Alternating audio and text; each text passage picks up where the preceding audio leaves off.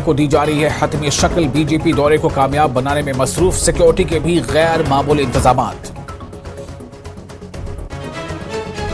नरेंद्र मोदी के दौरे को लेकर कश्मीर के लोगों में काफी जोशो खरोश। बदलते कश्मीर में नमो नमो की गूंज, बेसब्री से है वजीर आजम का इंतजार।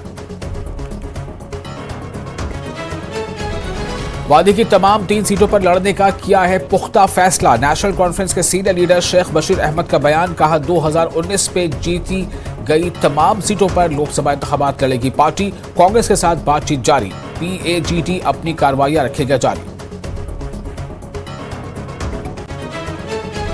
लद्दाख की कई मजहबी तंजीमों ने दी है लेह में बंद की कॉल। वजारत दाखिला के साथ एपेक्स और KDA की मीटिंग के बाद दी गई है बंद की कॉल। मीटिंग के बेनतीजा साबित होने के बाद इकदाम, एक रैली का भी एहतमाम। समाजी कारकुन सोनम वांगचुक की भूख हड़ताल।